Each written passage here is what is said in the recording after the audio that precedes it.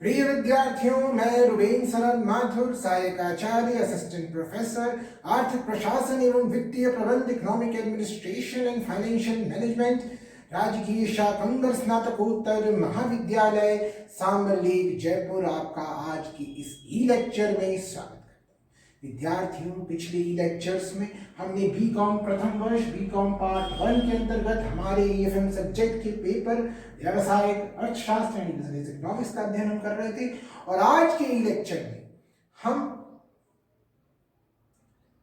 लगान के आधुनिक सिद्धांत का अध्ययन करेंगे। पिछले ई लेक्चर्स में हमने बिजनेस इकोनॉमिक्स के अंतर्गत हम लगान के निर्धारण किस प्रकार होता है, हमने रिकार्डो का लगान सिद्धांत पढ़ा, हमने पढ़ा स्थानांतरण आय और वास्तविक आय क्या होती है, हमने पढ़ा लगान आधुनिक अर्थशास्त्रियों के अनुसार क्या होता है। अब हम रेखा चित्रों के माध्यम से समझेंगे कि किस प्रकार लगान का निर्धारण होता है आधुनिक अर्थशास्त्रियों के अनुसार। लगान के आधुनिक सिद्धांत को हम पढ़ेंगे, मॉडर्न थ्योरी ऑफ रेंट। तो विद्यार्थियों, हमने देखा कि रिकार्डो का सिद्धांत किस प्रकार काम करता है। विद्यार्थियों, लगान उत्पन्न होने के कारण, अब आधुनिक सिद्धांत के अनुसार कि लगान के आधुनिक सिद्धांत के अनुसार लगान क्यों उत्पन्न होता है। विद्यार्थियों, आधुनिक अर्थशास्त्रियों ने लगान उत्पन्न होने का कारण साधनों में विशिष्टता का गुण माना है और जो साधन जितना अधिक विशिष्ट होता है, जो साधन जितना अधिक विशिष्ट होता है उसे उतना ही अधिक लगान प्राप्त होता है और जो साधन पूर्णतः अविशिष्ट होता है, जो साधन पूर्णतः अविशिष्ट होता है उसे कोई लगान प्राप्त नहीं होता। विद्यार्थियों, जिस किसी भी साधन की मात्रा सीमित या बेलोचदार होती है, जिस किसी भी साधन की मात्रा सीमित या बेलोचदार होती है उसे लगान प्राप्त होता है। जिन साधनों की पूर्ण लोचदार पूर्ति वाले साधनों में विशिष्टता का गुण नहीं होता है, यानी जिन साधनों की पूर्ति पूर्ण लोचदार होती है उनमें विशिष्टता का गुण नहीं होता है। इस प्रकार यह स्पष्ट होता है कि लगान विशिष्टता का परिणाम है, लगान विशिष्टता का परिणाम है और उत्पादन के किसी भी साधन को प्राप्त हो सकता है जिसकी जो सप्लाई है वो पूर्ण लोचदार से कम हो अथवा बेलोचदार। तो विद्यार्थियों, ऐसे में 3 स्थितियां हो सकती हैं। यहां पर हम 3 स्थितियों का अध्ययन करेंगे। पहली स्थिति तो यह हो सकती है कि साधन की जो पूर्ति है वो पूर्ण लोचदार हो, साधन की जो पूर्ति है वो पूर्ण लोचदार हो। दूसरी स्थिति हो सकती है कि साधन की जो पूर्ति है वो पूर्ण बेलोचदार हो और तीसरी स्थिति यह हो सकती है कि साधन की जो पूर्ति है वो पूर्ण लोचदार से कम हो, साधन की पूर्ति पूर्ण लोचदार से कम हो। यानी यहां पर हमने 3 स्थितियों का हम अध्ययन करेंगे। अगर साधन की जो पूर्ति है वो पूर्ण लोचदार है तो क्या होगा, तो साधन की जो संपूर्ण आय है वो स्थानांतरण आय हो जाएगी और लगान शून्य हो जाएगा। कब होगा, जब साधन की पूर्ति पूर्ण लोचदार हो। दूसरी स्थिति यह है कि साधन की पूर्ति पूर्ण बेलोचदार हो, तो ऐसी स्थिति में क्या होगा, जो स्थानांतरण आय है वो शून्य हो जाएगी और सारी की सारी जो आय है वो लगान हो जाएगी। और तीसरी स्थिति यह है कि साधन की जो पूर्ति है वो पूर्ण लोचदार से कम है। ऐसी स्थिति में जो संपूर्ण भुगतान है उसमें से आंशिक थोड़ा तो जो भुगतान है वो स्थानांतरण आय यानी अवसर लागत होगी और थोड़ा जो भुगतान है वो लगान है। अब हम इन तीनों स्थितियों का अध्ययन करेंगे। अब पहली स्थिति क्या है, पहली स्थिति है कि साधन की पूर्ति पूर्ण लोचदार है, साधन की पूर्ति पूर्ण लोचदार है। चलिए देखते हैं, साधन की पूर्ति पूर्ण लोचदार है।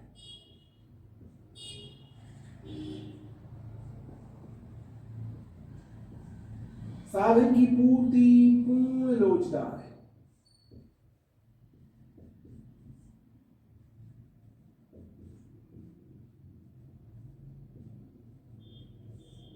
होने पर।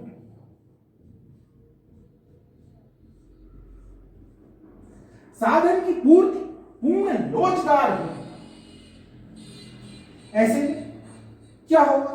यदि साधन की पूर्ति पूर्ण लोचदार है, परफेक्टली इलास्टिक है, तो संपूर्ण आय क्या होगी? स्थानांतरण आय, और लगाम ऐसी स्थिति में शून्य होगी। जब किसी साधन की पूर्ति पूर्ण लोचदार होती है तो उसे कोई लगान प्राप्त नहीं होता, क्योंकि साधन की पूर्ति पूर्ण लोचदार है, ऐसी स्थिति में कोई लगान प्राप्त नहीं होता। अतः ऐसे साधन को स्थानांतरण पर कोई आधिक्य प्राप्त नहीं होता। ऐसे साधन को स्थानांतरण पर कोई आधिक्य प्राप्त नहीं होता और लगान शून्य होता है। इस बात को हम इस रेखाचित्र के माध्यम से समझ सकते हैं। विद्यार्थियों, यहां पर इस रेखाचित्र में OX अक्ष पर हमने साधन की मात्रा को दर्शाया है और OY अक्ष पर साधन का मूल्य दर्शाया है। यहां पर साधन की जो पूर्ति रेखा है वो SS है, साधन की जो पूर्ति रेखा है वो SS है, और देखिए कि ये जो रेखा है ये OX अक्ष के समानांतर है। ये जो रेखा है ये OX अक्ष के समानांतर है, जो ये बताती है कि साधन की जो पूर्ति पूर्ण लोचदार है और उस साधन को जो कुल भुगतान प्राप्त हो रहा है वो क्या है? OQ। ये देखिए यहां OQMP, यहां पे इस साधन को जो यहां पे कुल भुगतान प्राप्त हो रहा है वो क्या है? OQMP।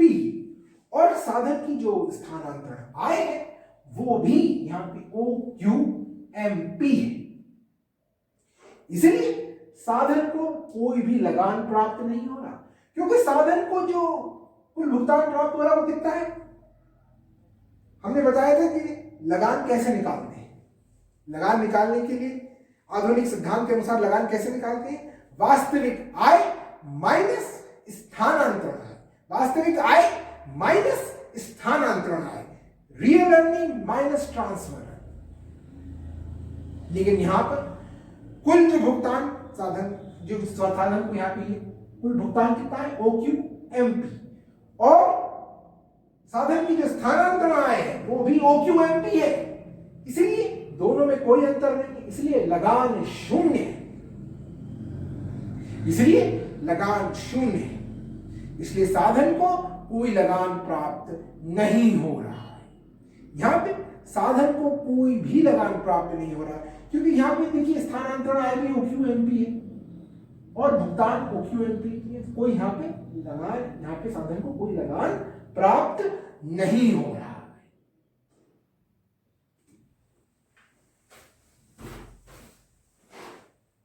दूसरी स्थिति क्या है कि जब साधन की पूर्ति पूर्ण बेलोचदार हो, यानी साधन की पूर्ति पूर्ण बेलोचदार, तब क्या होगा? यदि साधन की पूर्ति पूर्ण बेलोचदार होने पर क्या होगा कि स्थानांतरण आय शून्य हो जाएगी और संपूर्ण आय लगान होगी। यहां पर यदि उत्पादन के किसी साधन की पूर्ति पूर्णतः बेलोचदार है तो साधन की स्थानांतरण आय, अगर अब साधन की जो स्थानांतरण आय यहां पे शून्य हो जाएगी और उसे जो कुछ भुगतान प्राप्त होगा वो लगान होगा। विद्यार्थियों, पहले हमने आपको 3 तरह की स्थितियां बताई थी। पहली स्थिति क्या थी कि जब साधन की पूर्ति पूर्ण लोचदार हो तब संपूर्ण आय स्थानांतरण आय होगी और लगान शून्य होगा, जो अभी हमने आपको पढ़ाया। अब जो दूसरी स्थिति है वो है कि साधन की पूर्ति पूर्ण बेरोजगार है, तब स्थानांतरण आय शून्य होगी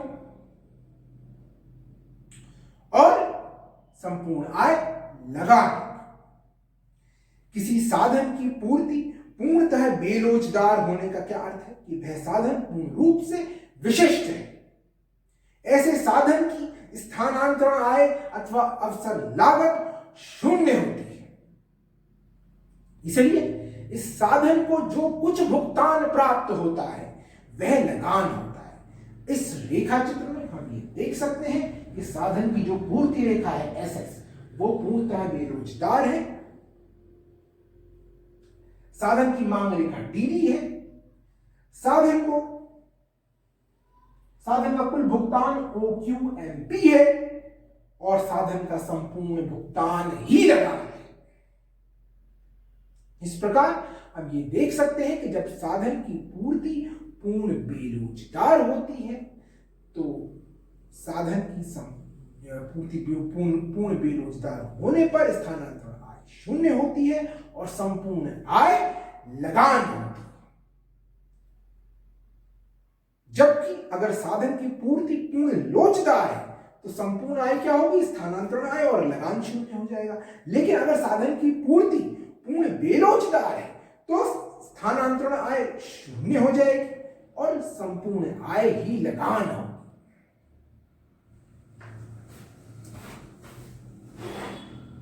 साधन की जो पूर्ति है वो पूर्ण लोचदार से कम है। ऐसा होने पर साधन की पूर्ति पूर्ण लोचदार से कम होने पर क्या स्थिति होगी? यहां पर साधन की पूर्ति पूर्ण लोचदार से कम होने पर संपूर्ण भुगतान में जो आंशिक भुगतान होगा वो अवसर लागत और आंशिक भुगतान लगान होगा। विद्यार्थियों, यदि किसी साधन की पूर्ति पूर्णतः लोचदार से कम होती है तो इसका तात्पर्य क्या है? इसका तात्पर्य है कि साधन आंशिक रूप से विशिष्ट है और आंशिक रूप से अविशिष्ट है।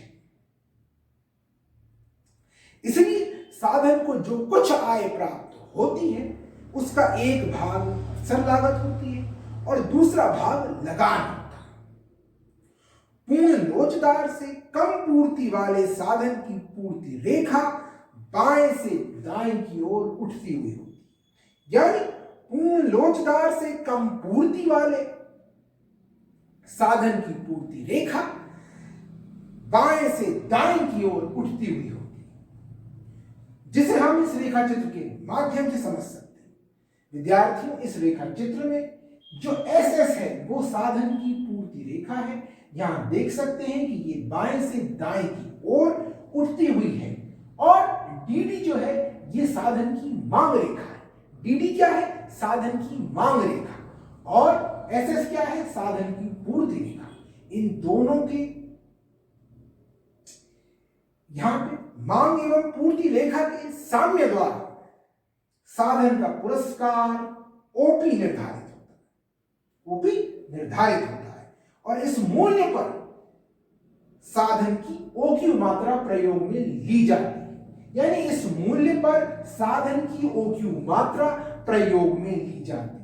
किस मूल्य पर? OP मूल्य पर साधन का पुरस्कार OP निर्धारित होता है।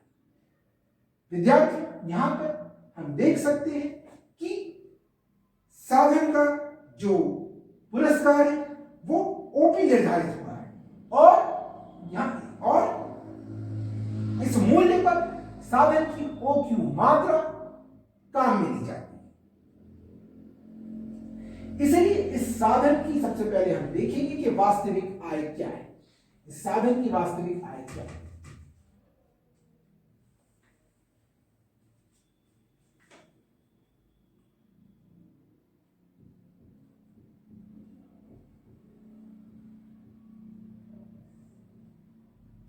इस साधन की वास्तविक आय है कितनी है? OQMP।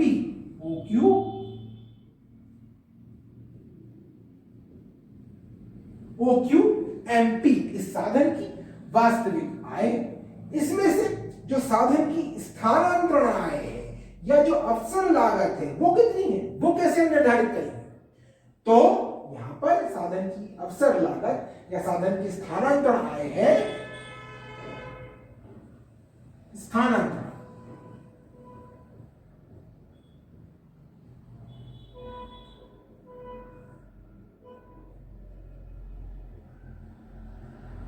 ये कितनी है? ओ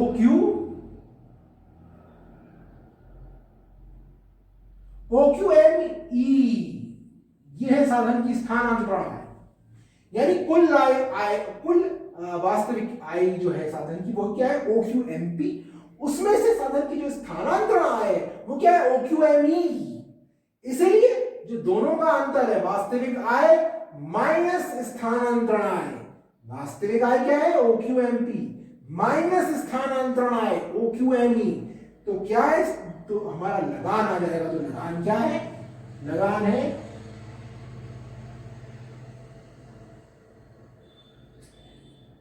क्या है? ईएमपी के बराबर।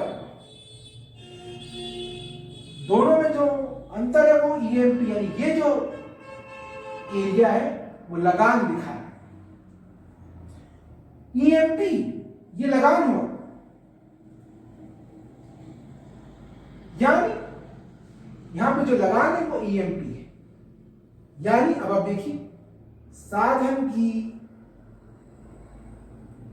पूर्ति रेखा क्या है? एसएस, मांग रेखा डीडी, दोनों के द्वारा जो साम्य निर्धारित हुआ तो साधन का जो पुरस्कार है वो ओपी निर्धारित हुआ। अब इस पुरस्कार पर, इस मूल्य पर साधन की ओक्यू मात्रा प्रयोग में ली जाती है और यहां पे साधन की कुल वास्तविक आय है ओ क्यू एम पी। लेकिन उस कुल आय में से, वास्तविक आय में से जो स्थानांतरण आय अवसर लागत है वो कितनी है? ओ क्यू एम ई, यानी ये जो हिस्सा है ये स्थानांतरण आय को दिखा रहा है, ओ क्यू एम ई। अब ओ क्यू एम ई का जो हिस्सा है ये स्थानांतरण आय को दिखा रहा है, लेकिन जो वास्तविक आय है वो तो ओ क्यू एम पी है पूरा ये। तो ये जो हिस्सा है वो लगान को दिखा रहा है। लगान कितना है? E M P. तो विद्यार्थी, इस अध्ययन से यह स्पष्ट होता है कि लगान के आधुनिक सिद्धांत के अनुसार उत्पत्ति का प्रत्येक साधन श्रम, भूमि, साहस, पूंजी, लगान प्राप्त कर सकता है। किसी भी साधन की लगान प्राप्त करने के लिए यह आवश्यक है कि उस साधन की पूर्ति पूर्ण लोचदार से कम हो अथवा बेलोचदार हो। इस प्रकार हमने देखा लगान के आधुनिक सिद्धांत के अनुसार किस प्रकार से लगान का निर्धारण होता है। हमने उसको रेखा चित्र के माध्यम से समझा। आज के लेक्चर में विद्यार्थियों इतना ही। आगे की लेक्चर्स में हम आगे का अध्ययन करेंगे। बहुत बहुत धन्यवाद।